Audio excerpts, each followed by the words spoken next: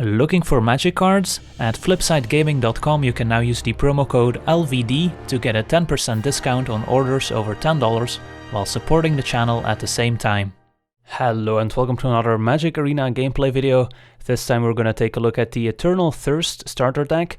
We're going to play a game with the deck out of the box without making any changes to it, and then get a better feel for the deck, and then afterwards I'll show you how I would personally make some changes to the deck to upgrade it, and I'll show you how to make those changes gradually so you can kind of build up your deck as you get more wildcards, and then eventually we'll play some games with the fully upgraded deck and get to see it in action.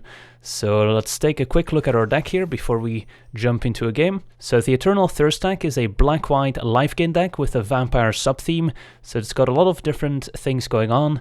So let's quickly take a look at the deck list. At 1 mana we've got Ajani's Welcome, an enchantment that gains life when our creatures enter the battlefield.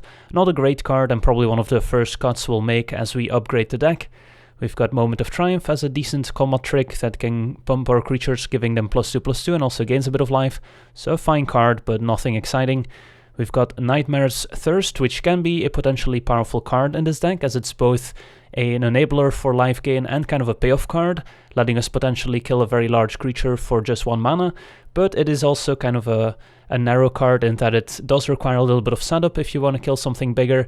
You're not always in a position to gain a bunch of life in the same turn that you do play the Thirst, so it's definitely a pretty conditional card that's not always going to work out the way you want it to, so pretty high variance. Then we've got Ajani's Pridemate, which is probably one of the stronger cards in the starter deck, but as we modify the deck, we have to kind of pick a direction. Do we go more in the vampire direction or do we go more in the pure life gain direction? So that's going to determine whether or not we want to keep the Pridemates or not. We've got Bishop Soldier just as an okay 2-drop with lifelink. We've got Paladin of Atonement, which is kind of a strange inclusion. We do have some cards that let us pay life, especially some vampires, which synergize with the Paladin, but they didn't give us many of those vampires to begin with, so the Paladin's kind of a weird inclusion here, but it's still an okay and serviceable 2-drop here. Then we've got Legion Lieutenant, one of the vampire payoff cards, that if we do decide to go the vampire route is definitely a card we want to upgrade. Then we've got Inspiring Cleric, just a filler 3-drop, has a bit of life gain, it's a vampire so fits into the deck. Then we've got Resplendent Angel, which is a very powerful mythic rare, can just work by itself if you've got 6 mana to start generating angel tokens, but does require quite a bit of life gain for it to work without investing 6 mana in it and potentially getting destroyed by a removal spell in response.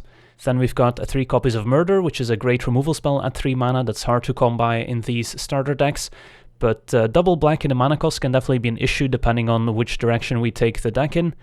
Then we've got Skymarcher Bloodletter, another filler card that has a bit of life gain synergy, so totally fine. We've got Leonine Warleader, a very powerful card by itself, no vampire synergies with it, but of course it does generate some life linking tokens, which is nice. Sanctum Seeker can also be a powerful finisher, but pulls us more towards vampires, so doesn't have synergy with some of the other non-vampire creatures in our deck. We've got Vraska's Contempt as another excellent removal spell to go alongside our murders, so the removal in this deck is definitely looking very good from the get-go. Then we've got 3 copies of Call to the Feast to make some vampire tokens with lifelink, so if we do decide to go the vampire tribal route, this is a very powerful card that we definitely want to max out. Then taking a look at 5-drops in this deck, you notice that there's quite a few 5-drops in this deck, so the curve's not going to be ideal, and that's also maybe the reason why they start you with 25 lands, although that seems to be the trend in most of the starter decks. So taking a look at the 5-drops, we've got Herald of Faith, which is quite decent, 4-power flyer that gains 2 whenever it attacks, so good synergy with our deck, but it's not a vampire. We've got Champion of Dusk, which can draw some cards at the cost of some life, which is totally fine when we're gaining a bunch of life in the deck. We've got Epicure, which also synergizes with our other life gain synergies, also happens to be a vampire, although it's not the most aggressively costed card at 5 mana. And then we've got a Vampire Sovereign, which is also totally fine 5-drop for the deck, as it's both a vampire and has some life gain synergies. And then our mana base, we've got 10/10, and then 4 Forsaken Sanctuary and 1 Chapel. So that's the deck. Now let's jump into a game to get a better feel for it, and then we'll gradually upgrade the deck. Alright, we're on the draw, and this hand seems quite good. We're a bit lacking in the life gain department with only the War Leader, if it survives, but can never mulligan this hand. Opponent on turn 1 Ajani's Welcomes, it could be the mirror match here. Let's just play planes and say go. So most of the time it's better to lead with a Pridemate here when we've got both Lieutenant and Pridemate in hand. Instead we see a Wild Growth Walker, so opponent on a green-white, maybe Explorer deck. We'll see. Too bad that we picked up Forsaken Sanctuary turn late here, but we're still just going to play the Pridemate here. And then next turn we can go Sanctuary plus Lieutenant. So yeah, ideally you play the Lieutenant when you already have a few Vampires in play, so you can kind of get immediate benefit from our Vampires getting +1/+1, but that's not always going to work out. Alright, so here I don't hate just attacking with a Pridemate. There's a chance our opponent respects us gaining life at instant speed and therefore doesn't block. There's also ways they could punish us. If they've got a seal away, for example, they could exile a tapped creature. But I'm okay just kind of bluff attacking here. There's no real cost. And then next turn we're probably just playing a War Leader, although we could also just murder something if we have to. Alright, Conclave Cavalier. That's a very good one here. 4/4 Vigilance, gonna be difficult to get past. Which also means that if we play the War Leader, they will still have a blocker for it. But on the other hand, using a murder on it right now would not be great either, as it would not be a super mana efficient play. So I think I still like just playing the War Leader here, and then we'll take a hit from the Cavalier, and then we'll see next turn what we want to do.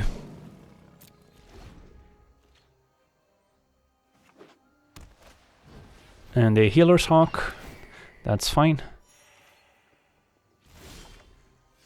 Alright, Moment of Triumph was actually a pretty good pickup here, since now we can attack with the War Leader. If they block with the Cavalier, we can Triumph. I'm actually surprised our opponent didn't attack with the Cavalier there. So yeah, I think we can definitely afford to attack with the War Leader, and then keep Moment of Triumph handy.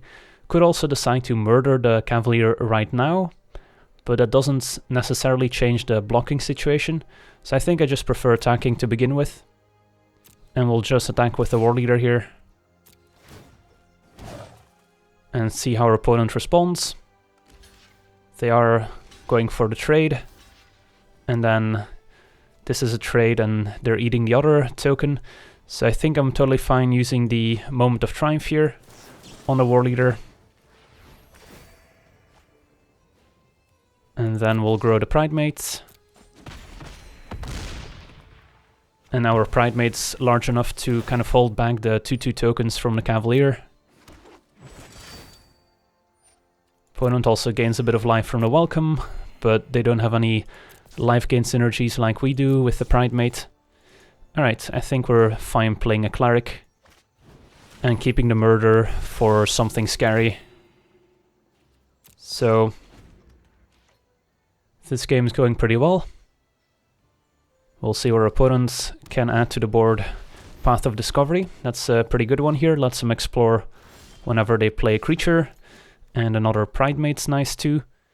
So here I think I just like playing the Pridemate pre-combat, keeping up Murder, and then we can attack with a War Leader. If our opponent double blocks with the 2 Elf tokens, we can just kill one of them with a Murder.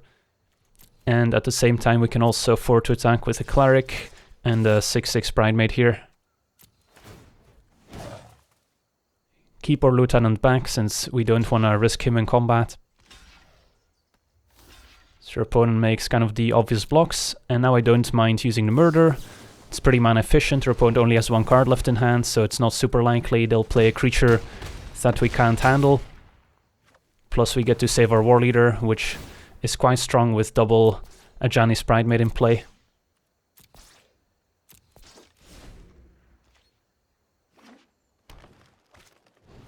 Second Wild Growth Walker. That's going to be quite good with the Path of Discovery too, as I now get to gain a whole bunch of life, grow the Wild Growth Walkers. So now we're facing a 3/5 Walker and a 2/4 Walker. Alright, well, we can probably start by playing the Champion of Dusk and draw some extra cards. We might draw into something relevant. Alright, another Legion Lieutenant is gonna come in handy. So I think we can afford to attack with all these creatures for now. Opponent potentially has a good block on the Cleric, but that means we get to get in for a ton of damage, plus grow the Pridemates even more. And I also like sending in the Cat token, since we're gonna get 2 Cat tokens from the War Leader anyway. So at that point we might as well be attacking with a third one. So let's try and be pretty aggressive here. Opponent is behind on board, so we kind of want to push this advantage while we're ahead. Opponent's down to 4. We're gonna have some very big Ajani's Pridemates. And our War Leader survived, which is nice. And then next turn we can still add another Lieutenant to the board to pump our other Vampires. So Branch Walker is gonna let them gain a whole bunch of life thanks to those 2 Walkers. And the Path of Discovery.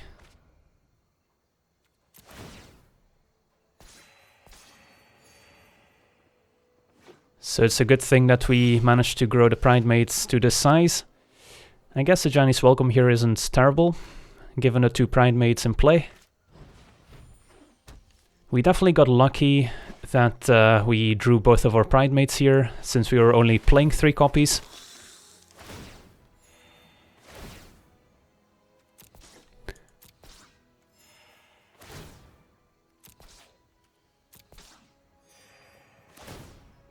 Alright, so our Ajani's Pridemates are enormous.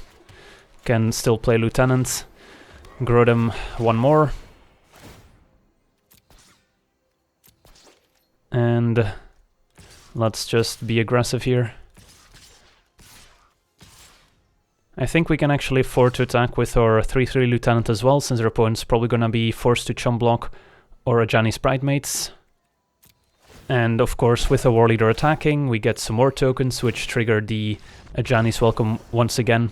Alright, so we definitely got to see Ajani's Pridemate in action there more than anything else, and we were lucky that our opponent didn't have any removal spells for them. Jumping back into our deck editor here, the game we just played definitely helped us highlight some of the power of the deck, especially Ajani's Pridemate, but at the same time it also kind of highlights a weakness of the deck, in that the deck relies so much on Ajani's Pridemate surviving and growing to a large size, which is not always gonna work out the way it did. Sometimes your opponent will play an early Shock or Lightning Strike to kill the Pridemate before it got big. Later in the game people can have Ravenous Chupacabras, Justice Strikes, you name it. There's a lot of removal spells out there, and having a single threat as your main win condition's not always the best idea. While Ajani's Pridemates is an awesome card, and sometimes it will lead to awesome victories like we just had, it's also not the most consistent game plan, since you're kind of playing some weaker cards like Ajani's Welcome to make your Ajani's Pridemates better, and when the opponent answers your Pridemate, you're left with a card like Ajani's Welcome, which is individually pretty weak. So instead, the way I prefer to upgrade the Eternal Thirst deck is to focus more on the Vampire synergies. Cards like Legion Lieutenant will definitely shine. Cards like Call to the Feast and more of those Vampire token generators will definitely help you a lot.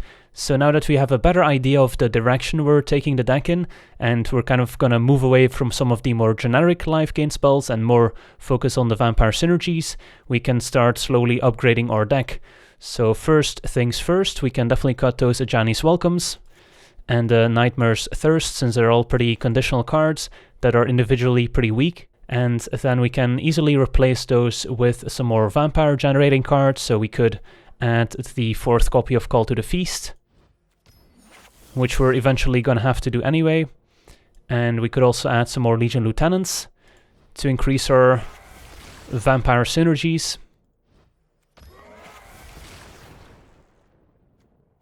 And looking further down the list here, we also noticed that our deck has quite a few 5-drops, probably too many 5-drops if we're being honest, so I can easily cut a few of those as well.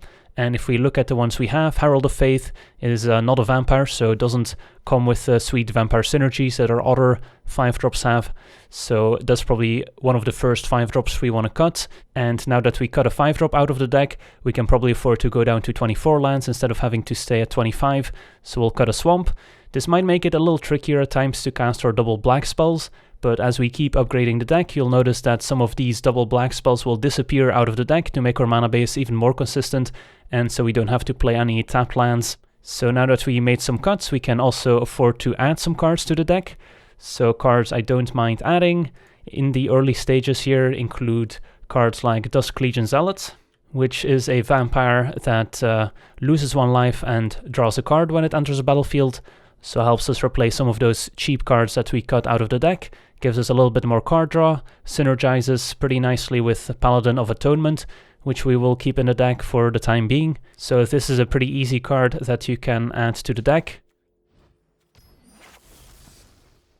So now we're back to a 60 card deck, plus we also added some extra card draw to the deck, so that also makes up for the fact that we cut a land and went to 24, since drawing a card will help you hit your land drops more consistently.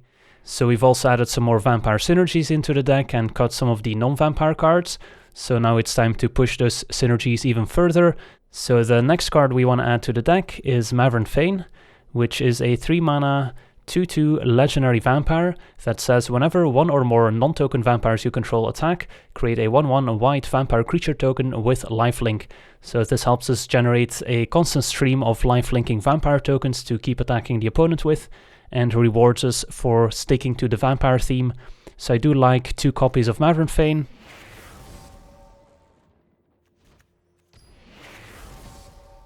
And another card that synergizes pretty nicely with Mavren Fein is Skymarcher Aspirant, 1 mana for a 2/1 vampire soldier with Ascend, which means that if you control 10 or more permanents while you control a permanent with Ascend, you gain the City's Blessing for the rest of the game, which is a token that will be displayed on the side. And in the case of the Aspirant, if you have the City's Blessing, the Aspirant gains Flying, so it will turn into a 1 mana 2/1 flyer, which means that it's a nice evasive creature to keep attacking with and keep generating tokens with Mavren Fein. So Aspirant's a nice addition to the deck as well, once we've added Mavren to the deck. And of course, with all the tokens that we're going to be generating, it's pretty easy to get to 10 permanents, since of course tokens also count as permanents, so we can get to the City's Blessing around turn 4, turn 5 pretty consistently.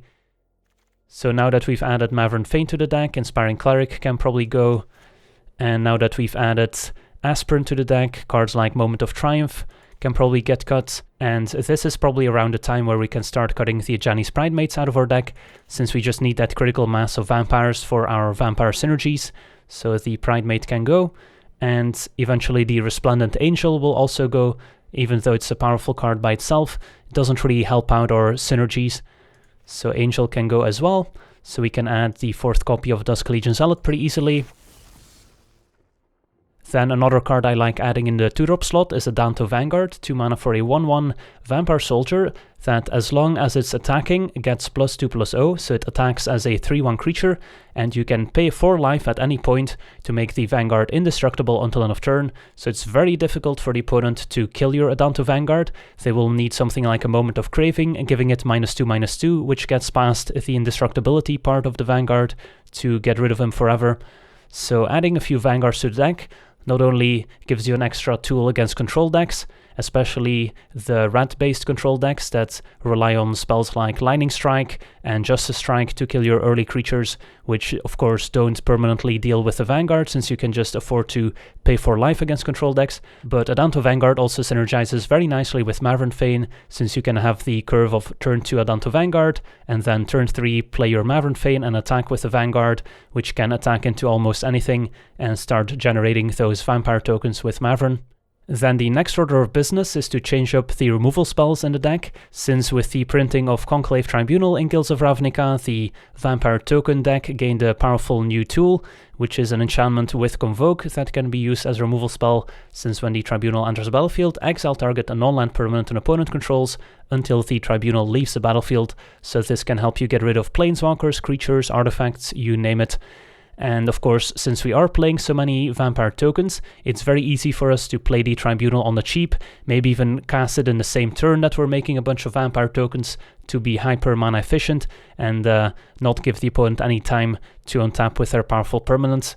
So Tribunal can be an easy 4-off in the deck, and this will replace our removal spells like Murder and Vraska's Contempt, which, as I mentioned earlier, will also free up some of our mana sources, since now we don't have that high density of double black cards in our deck, so we can afford to run more plains than swamps. So this is probably around the time where we can slowly start making those changes, although we still have a number of double black cards in our deck, so we won't quite make that jump yet. And now that we've added Conclave Tribunal to our deck, we also want to push the token theme even further and add cards to our deck like Queen's Commission, which make 2 vampire tokens for 3 mana. Not the most powerful card, but any card that makes multiple vampire tokens is going to help out. So 2 Queen's Commissions is probably where I want to end up in the final build of the deck. And in the meantime, we can be cutting some of the clunkier cards in our deck, like Epicure of Blood, which is a little bit overcosted for what it does, and Vampire Sovereign, also not the most important card in the deck. And we can probably start cutting the Leonin War Leader, as we'll introduce more vampire synergies in a second.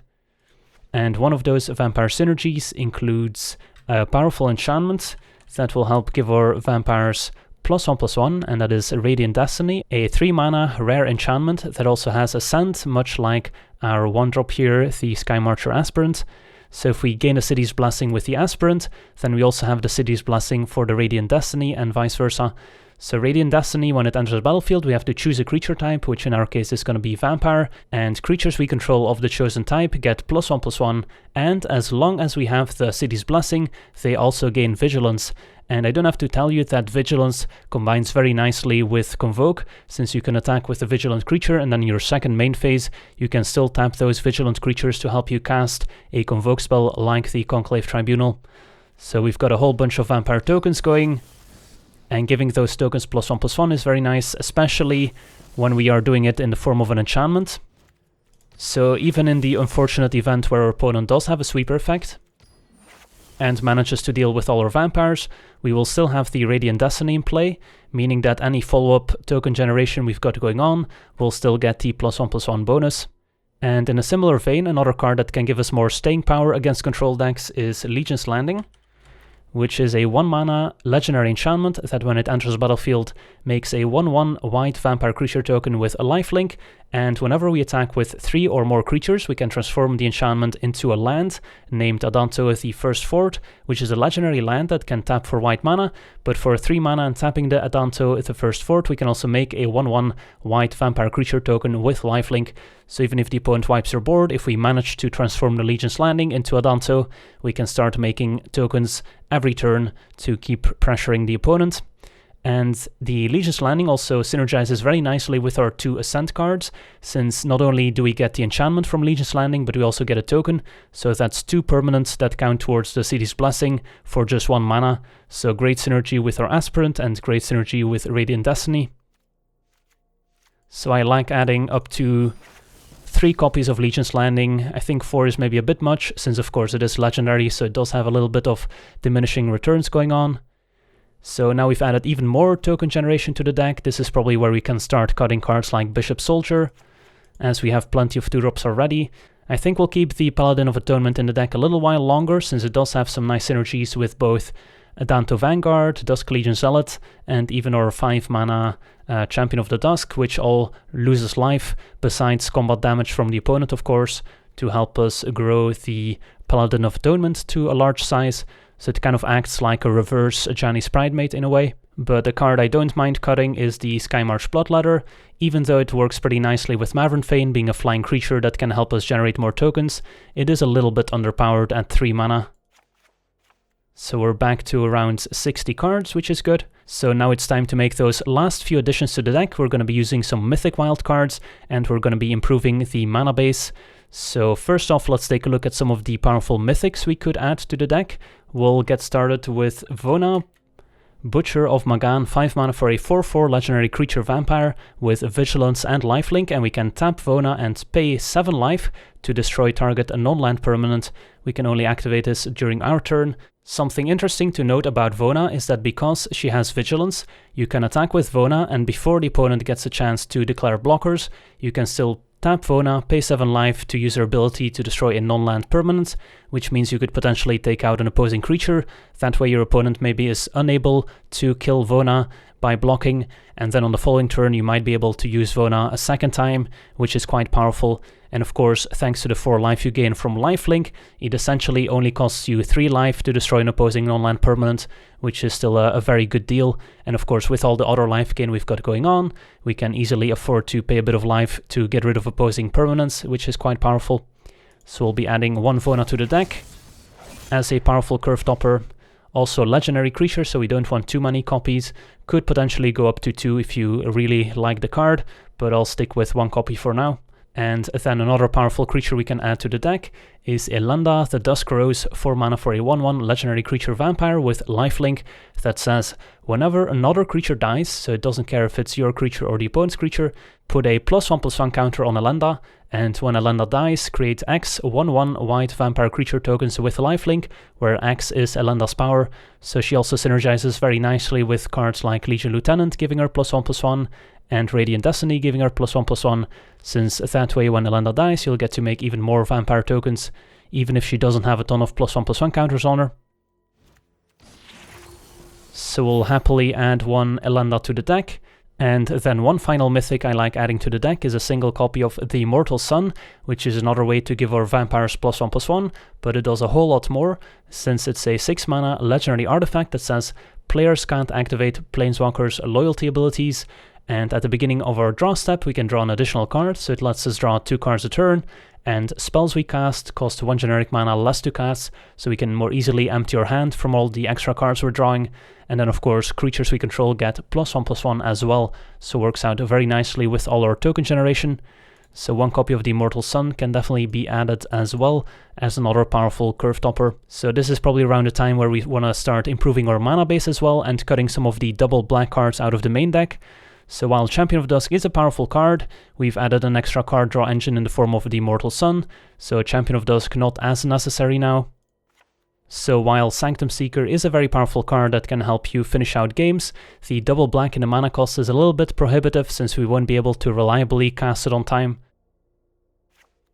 And then the final cut will be Paladin of Atonement, which brings us back to 60 cards. And now the final thing we have to do is improve the mana base a little bit, since right now we're playing 4 copies of Forsaken Sanctuary, which comes into play tapped on turn 1, which will make it very difficult to consistently cast our white 1-drops on turn 1, like Legion's Landing and Skymarcher Aspirant. So one way to mitigate that a little bit is by adding Unclaimed Territory to our mana base, naming Vampire, so it helps us cast our vampire creature spells, making both white and black mana. So it kind of acts as a dual land.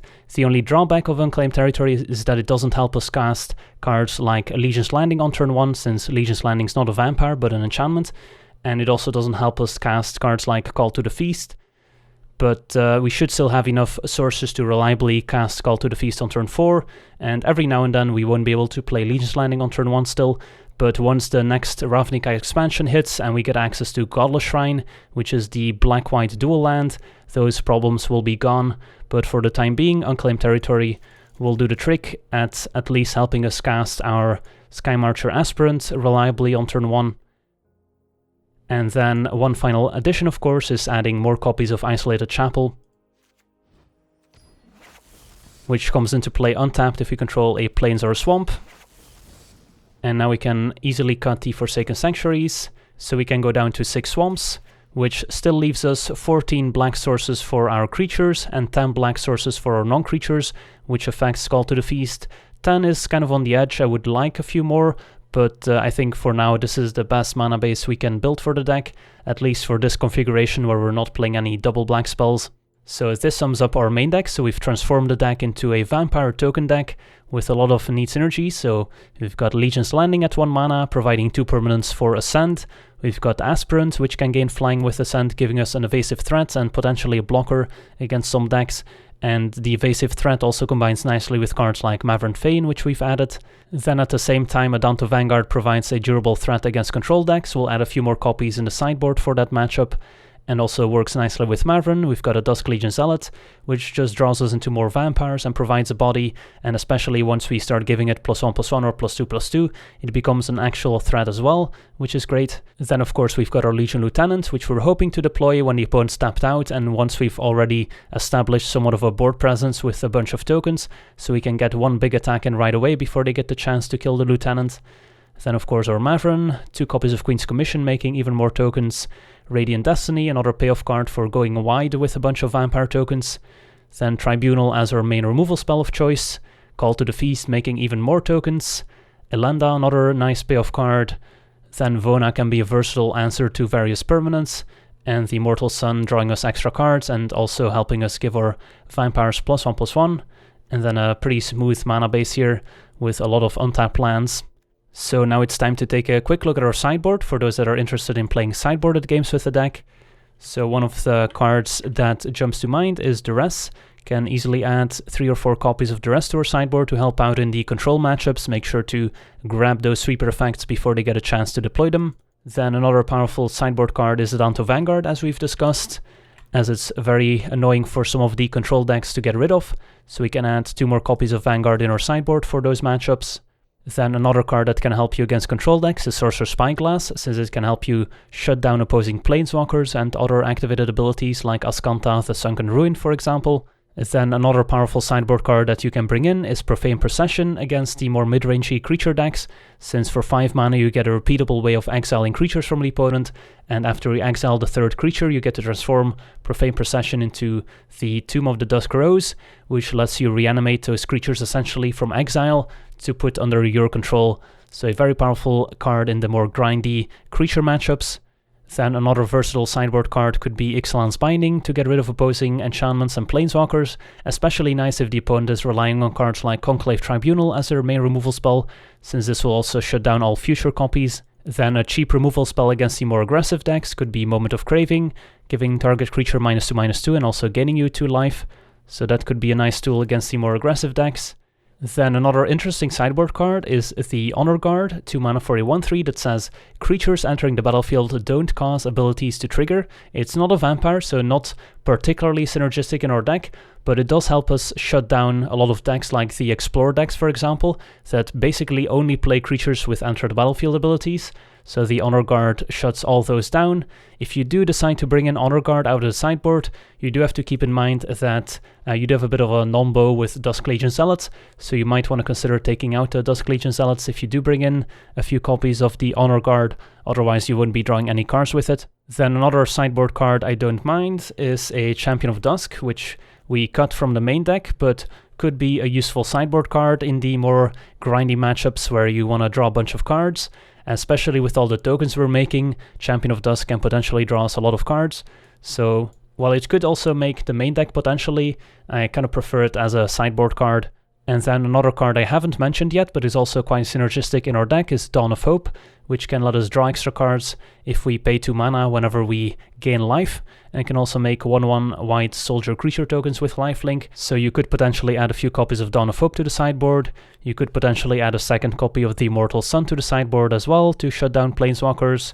And then one final suggestion is Ajani, Adversary of Tyrants, which is a very powerful planeswalker in this deck. And Ajani is quite powerful in the deck because all the modes are relevant. Putting +1/+1 counters on your creatures is very important.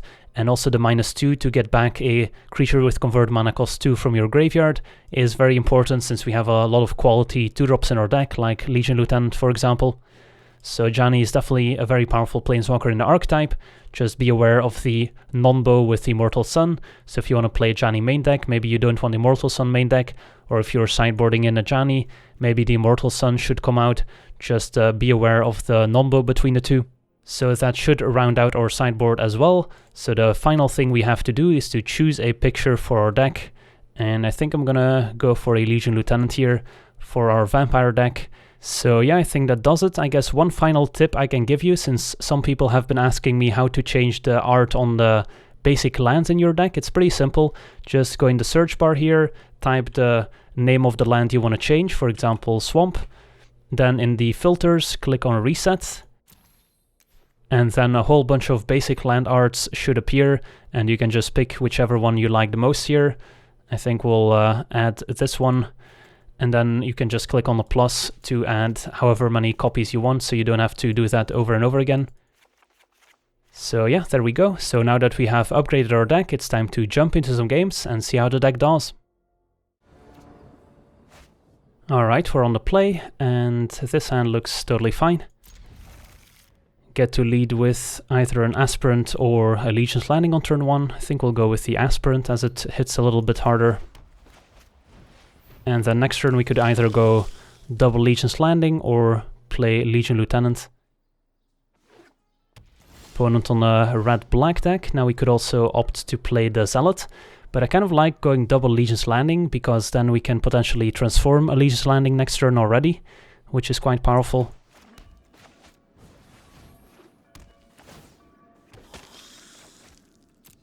We will have to sacrifice one of the 2 enchantments, but that's okay.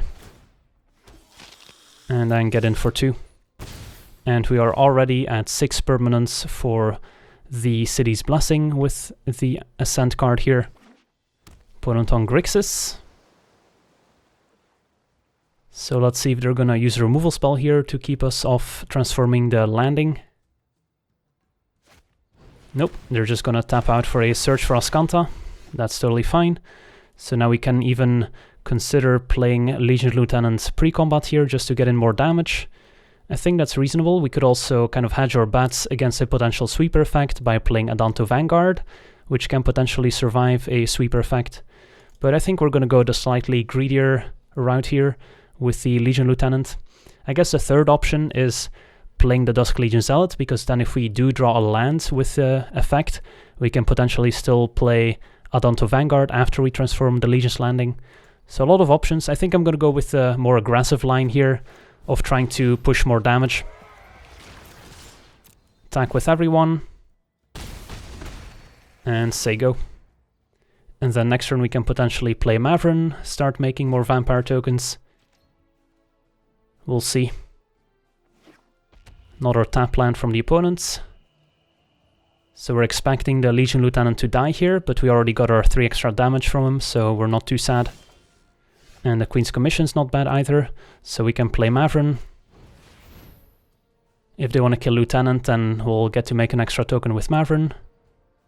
So we're not too upset.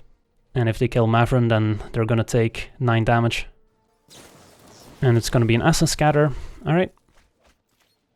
So now we just have to hope our opponent doesn't have a sweeper effect, like a Fiery Cannonade, dealing 2 damage to non-pirates. Otherwise they're probably gonna be dead.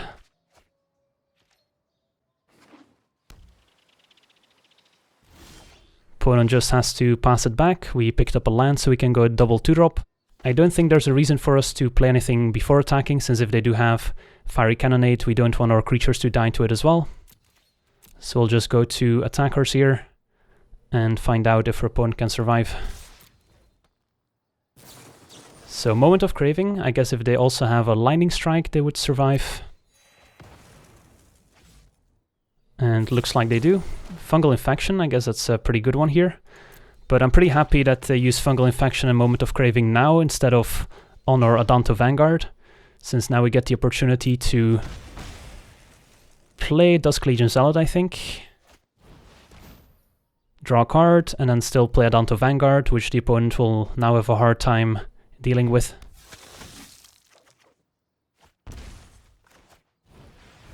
So our opponent had 2 excellent removal spells there, but I think we're still in excellent shape here. 2 token generators in hand, our opponent at only 3 life. So they won't be able to keep up with spot removal spells alone. And we can definitely afford to pay a lot of life to keep our Vanguard alive here at 29. So let's just move to combat once again and see if they have another Fungal Infection or a Moment of Craving. Alright, Vraska's Contempt, that will also work since it exiles, so making it indestructible doesn't help. So our opponent definitely has the ideal removal spells to deal with Vanguard, but you can imagine if our opponent was on a Jeskai control deck instead of Grixis, they would have a much harder time. So here we can cast Call to the Feast now that our opponent stepped out, or we could just sit on the Adanto at the first fort to make some tokens. I don't hate playing the Call to the Feast here. We're pretty much saying that the opponent has to find a sweeper, otherwise they are probably gonna die. And then if they do somehow manage to find something like a fiery cannonade, we can still sit on our Adanto afterwards to try and pressure them. So our opponent did successfully manage to transform Azcanta. So they've got access to 1 more mana this turn. And our opponent's gonna activate it right away. And our opponent finds Ritual of Soot as their sweeper, but it's probably gonna be too late here, as we're attacking for 5.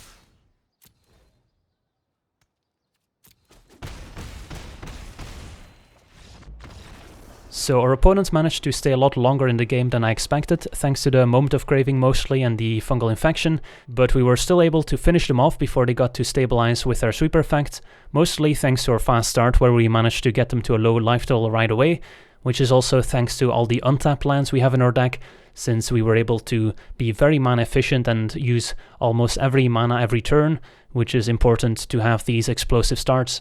So on to the next one. Alright, we're on the play, and this hand's looking okay. Missing a 2-drop, but we've got a lot of them, so we could potentially draw one. But otherwise a reasonable curve. Landing into Radiant Destiny to Call to the Feast with Tribunal maybe in the same turn.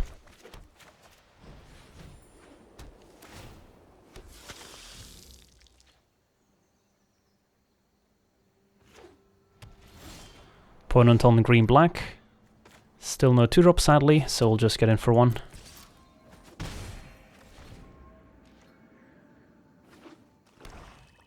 And it's gonna be a Dried Greenseeker. It's a pretty good blocker here. But we can still attack into it thanks to our Radiant Destiny.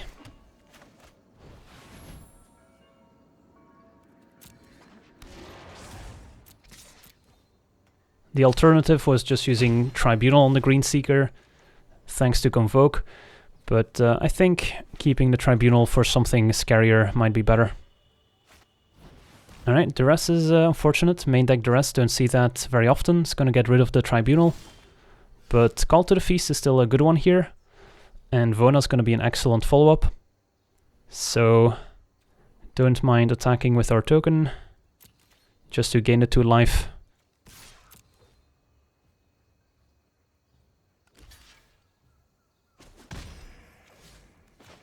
Name Vampire, play Call to the Feast, and then next turn we're not only threatening to flip the Legion's Landing, but we're also going to add a Vona to the board.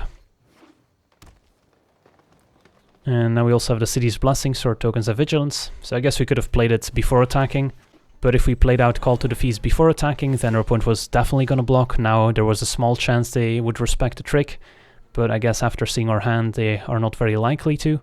Opponent's still not doing much here, just playing Elenda or Elves, so they might have a pretty good late game.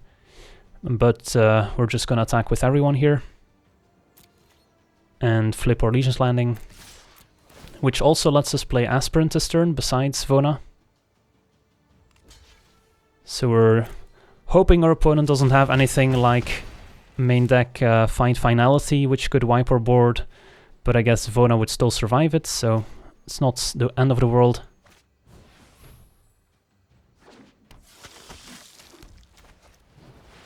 Alright, so we've got a 5/5 Vona, which can definitely mess with the opponent here. If they have something like a Ravenous Chupacabra to destroy it, that would be unfortunate, but then we can still just start making tokens with Adanto. So I don't mind our position. But our opponent could definitely make some powerful plays here to mess with us. And yep, there's Finality, so that's gonna kill everything except Vona. But still having Vona is nice. So here we want to go into full control, attack with Vona, and then before blockers we can still use our ability, blow up the Greenseeker.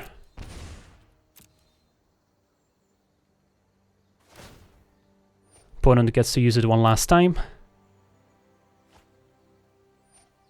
Finds a lot of lands with it. Opponent down to 8, get to add another Aspirant to the board. And end of turn we can make another token with Adanto. Don't want to do it main phase in case of another sweeper effect. So despite our opponents pretty much having the best card you can have against the token deck, we're still in the game, which is nice. Contempt is a good answer to Vona, but we already got a bit of value out of it, so could have been worse.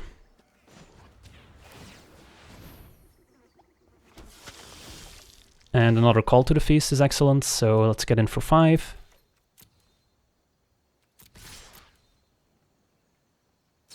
Opponent with a Necrotic Wound, that's a timely answer as well. Don't see that very often. But now that you use Necrotic Wound on the Aspirant, it makes me more confident that we should play Call to the Feast instead of trying to make a token with Adanto just to apply more pressure. Since if our opponent had another Find Finality, they probably would have taken the damage and used Find Finality instead of Necrotic Wound. Opponent with a Twilight Prophet plus Crawl Harpooner, but still no Sidious Blessing. And wow, that was a great top deck. So we can play out our Legion Lieutenants before attackers here. And then we can still make a token with Adanto end of turn. Opponent's not going to be dead, but they're going to be forced to block with a Harpooner. And they're going to go down to 2. And we're going to gain a bunch more life.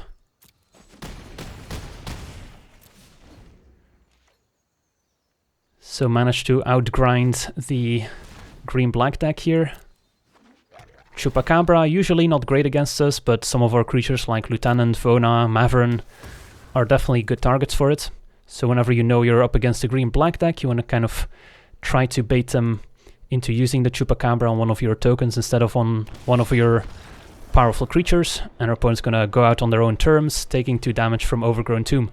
Awesome.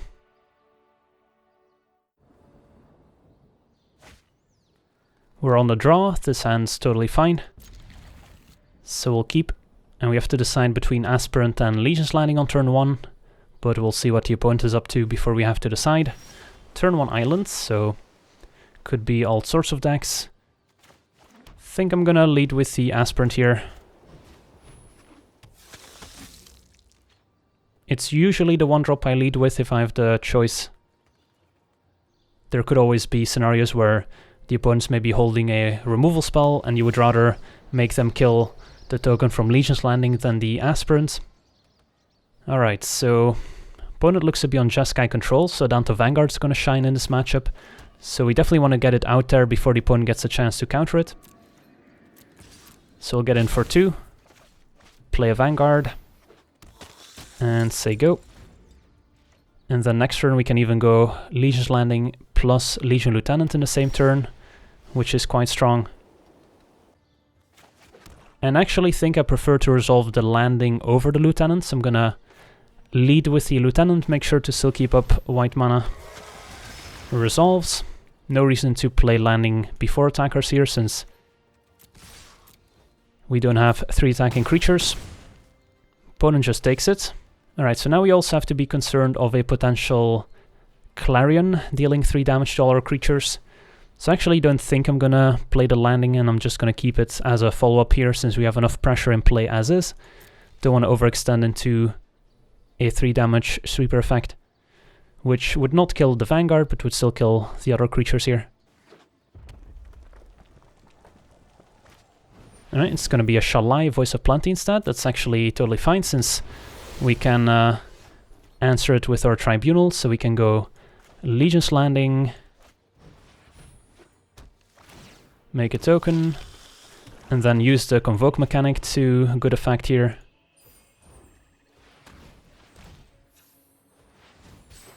Get rid of Shalai, and attack for a whole bunch, plus transform Legion's Landing. So our opponent's down to 2. Not sure how they're gonna recover from this one, especially with Adanto Vanguard in play. Maybe a Lyra Dawnbringer can save them. Nope, instead it's an Aurelia. That's not gonna do it here.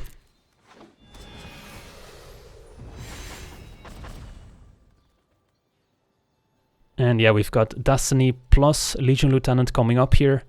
so we can massively increase the power and toughness of our vampires that are already in play. So might as well go for the overkill here. Name vampire. Attack with all. And that should be more than enough. Alright, sweet. So managed to beat the Jeskai Angels, and as you can see has game against both mid-range decks, control decks, and with all the life gain gives you a very good shot against the aggro decks, especially decks like the mono blue deck and Merfolk. So yeah, that's gonna do it for me today. Feel free to leave your suggestions for future upgrade guides in the comments below, and we'll feature another upgrade guide next week. So for now, I want to thank you for watching, I hope you enjoyed, and as always, have a nice day. I also want to thank all my patrons for being part of the channel, and you can become a patron yourself today and decide the topic of future videos over at patreon.com/LegenVD.